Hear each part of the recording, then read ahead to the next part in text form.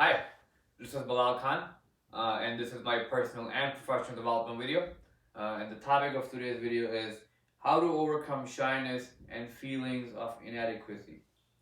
So I got two good emails that I wanted to share with you guys today.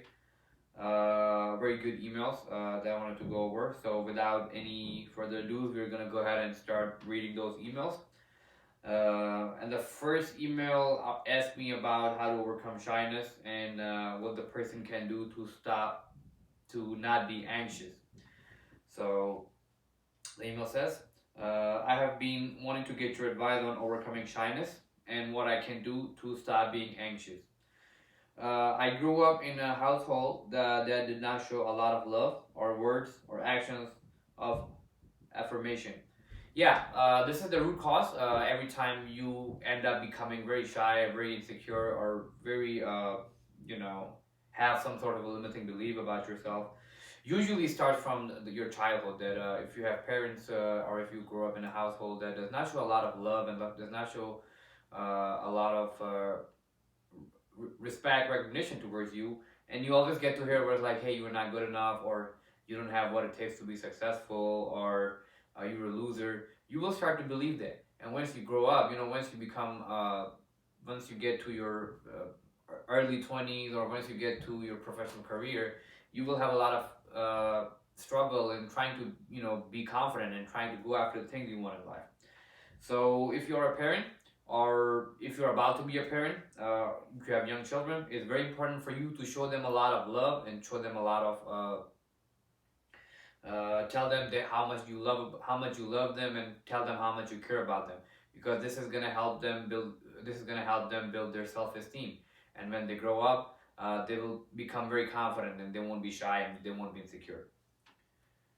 Uh, which is why all right. So I grew up in a household that did not show a lot of love or had words or actions of affirmation, which was why I was insecure growing up because of how I looked. Okay, I am now much better, but I still feel I lack something, and that I'm not good enough when I'm in a company of others. When you're in a company of others, or when you're speaking, like I always say, you got to be able to change the way you look at things. And repeat a lot of concepts and a lot of things and a lot of philosophies. But the main reason I do that is because we learn from repetition. And the principle, the philosophy will all remain the same no matter what you are or what you're trying to achieve. The success principles and the principles of high achievement and principles of self-reliance, which I really talk about, will always remain the same. So even though most situations or all situations are a bit different, but the principle and the philosophies apply the same. So if you have a challenge that is similar to what I'm talking about, you can apply the same principles and the same techniques, and you will see the results in your personal and your professional life. And what my suggestion or whatever advice I give out is, I don't want you to be a robot or just follow the advice, or I'm not letting you know that if you do not do the things that I say, you're not going to be successful. My work is more like a guideline that you can follow to become the most confident version of yourself. What I can do to overcome this feeling and become confident in my personal and professional life. All right. And I'm going to repeat a quote from Dale Carnegie, who says, inaction breeds fear and doubt, and taking action breeds confidence and courage. I have been able to improve my social skills through talking to strangers and making connections with them. Well, you see how that works out? You realize that you have a weakness, which was you not being able to improve your social skills, and you talk to strangers and you make connections, and look, you have been able to improve your social skills. So this feeling that you have that you are not good enough or you don't have what it takes to be successful, you got to take some sort of action, and you will see that you will start to get good results, which will help you build your self-esteem and help you build your confidence. So number one thing is you got to surround yourself with people who build you up. So your friends, your family members, or people who are good people. You got to be able to make connections with them, and you got to be able to spend more time with them so they can help build you up. Another thing I want to talk about is you gotta be able to say positive things about yourself every time, instead of asking yourself bad questions, or, oh, hey, why this thing didn't work out for me, or why I was not able to accomplish what I was trying to accomplish. Always ask yourself, all right, so what's good about this, or how can I learn from this, or how can I become better from this experience or from this challenge. And you also talk about the feeling that you had while you were growing up, that you were insecure because of how you looked or because of your physical appearance. The only thing I'm going to say is people will view you exactly how you view yourself. If you think you're very awesome and very amazing and very charming, people will have no choice but to believe the same way as well. And it does not really matter what people think about you, or if people tell you bad things about you, or like, hey, you have this weakness, or you have this thing that you lack, or there's something that you are not good at. If they are people that are very close to you, or they care about you, yes, that is correct, you have to listen to them.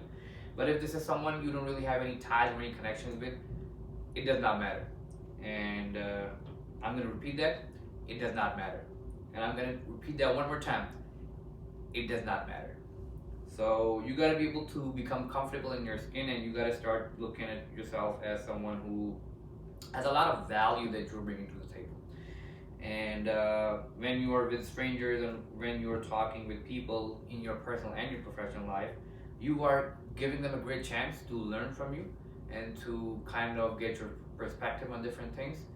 And just like how you're learning from them, they're learning from you as well. So you got to be able to change the way you look at things, instead of looking at it as, oh, this person has a higher degree than I have, or they make more money. Yeah, true. But you also have a lot of great qualities, a lot of great things that you're bringing to the table. So you got to be able to recognize those things as well. And once you do, you will start to feel better about yourself. So this is all the advice that I had from this email, and I'm going to start reading the second email. And the email says, "Hello, Mr. Khan. One of the problems that I have is that I cannot take criticism without arguing about it." Okay. So I actually made another video. If you scroll down, you will see that whatever platform you're watching this video on, I also made a video that was titled "How to Handle Criticism." So go ahead and watch that video, and it gives you a lot of good advice about what you can do to handle criticism and not lose your temper and not become frustrated on whatever is being said to you, or if you're in the middle of an argument. When I try to communicate and my intentions are not conveyed well, my partner calls that out. I get upset and argue with him and waste so much of our time. I would like to make this go away and fix the issue so I can talk to him and support him like I should. I'm having a hard time in the moment when I receive criticism, and I just jump the gun.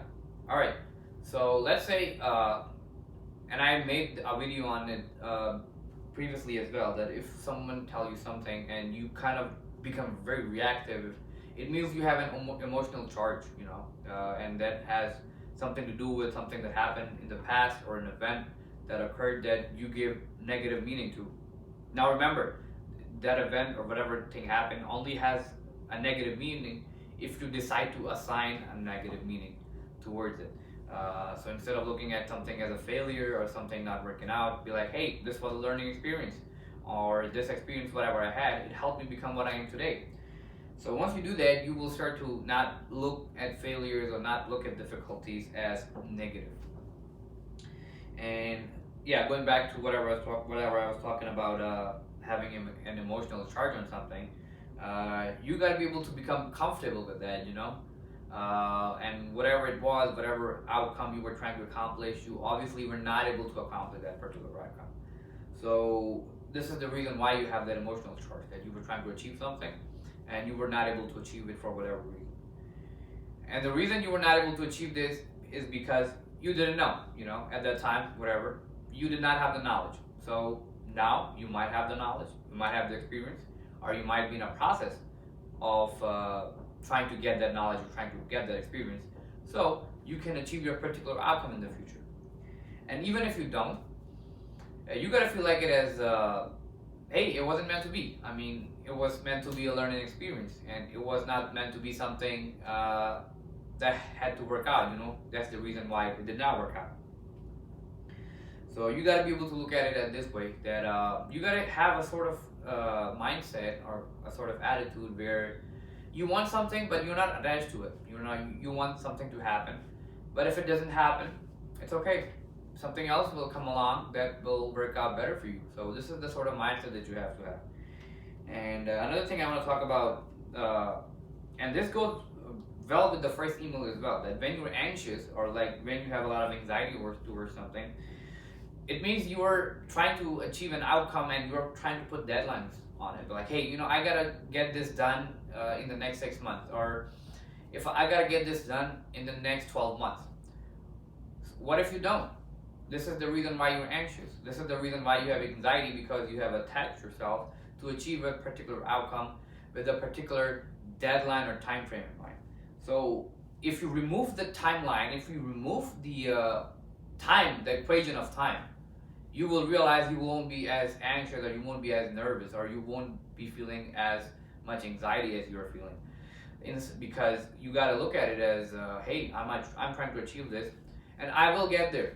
And when you look back upon your life and things you have accomplished, you will realize that they always took more time than you thought they would, more funds, more energy.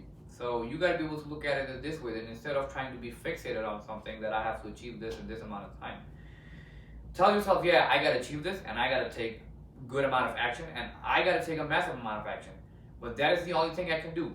I can only focus on the controllable, because I cannot obviously not go back in time and change, my approach. And I don't have a time machine to go in the future and find out how long it will take me to get that particular thing.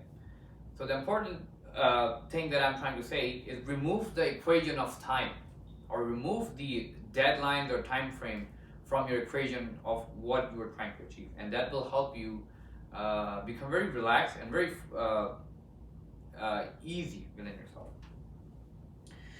Another thing is, like, let's say you have a hard time when you receive criticism and you jump the gun. So a good technique is just to pause. Somebody tells you something that makes you feel like they're criticizing you. Just relax. Okay, all right. So that's what happened. So instead of reacting, take about, I would say, 5 to 10 seconds to just process the information and just be easy and just be not in a rush to kind of make a conclusion. Because you are always thinking from the end, or you're always thinking from the mindset that you will eventually achieve your desired outcome. So if this outcome or this criticism is something that is challenging, it's only just a delay to an eventual successful conclusion that you're trying to achieve, or you're trying to process. So if you process this information with this sort of mindset in mind, you will be very easy, and you will be very easy within yourself. And not just that, but you will realize that you will be able to handle and take criticism better. And the final part of the email says that I don't know how to take a second and actually think. Well, I just said what you got to do to think. So try the technique of just pausing and just relaxing. And whenever someone tells you something, don't assign a meaning towards it right away. Just take into consideration, okay, so this is what is being said.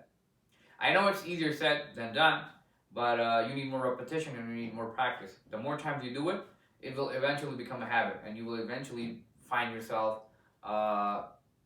not be in that state of argument and bad communication, or taking criticism personally. Also, sometimes he crosses my boundaries. Okay. Yeah, so you gotta be able to communicate that to him as well. Like, if someone tells you something, or someone is crossing your boundaries, and even if it's in your relationship, personal or professional, like Corey Bain says, no one will ever do or say anything to you that you don't invite them to do. So if they're doing something or that is not to your liking, or saying something or crossing your boundaries, they're only doing it because you're allowing more of that, you know. So you gotta be able to communicate and tell them in a very polite and very calm way that hey, when you talk to me like this, or when you bring something like this up, it hurts my feeling, you know. So I would appreciate if you don't, or I would appreciate if you you know, take my feeling into consideration as well. Because if someone keeps crossing your boundaries, it means you are not setting and enforcing your healthy your boundaries, or what your boundaries are. And you got to be able to stand up for yourself as well, you know. And that also uh, plays a part in you being able to communicate and tell the other person that, hey, you know, I don't appreciate when you talk to me like this, or I don't appreciate when you talk to me like that, in a very firm, very assertive, but a very calm and very sweet way. Just the way I talk about. So yeah, this is all the advice that I had from these two emails. Very important emails, actually. You know, very good emails, and a lot of people can benefit from this information. So I'm gonna go ahead and create a video on it as well. That's all I had for you guys. Wrapping up. This is Bilal Khan signing off. If you guys have any questions or any challenge in any of your personal or professional development, uh, please leave a detailed message. Send me 2 to 3 paragraphs detailing your situation, letting me know what you need help with on whatever platform you're watching this videos on, or in my if you're a Government State's student or a faculty or a staff member, at my GovState email. This is all I had for you guys. Signing off. This is Bilal Khan one more time. Have a great day, guys, and take care. Bye.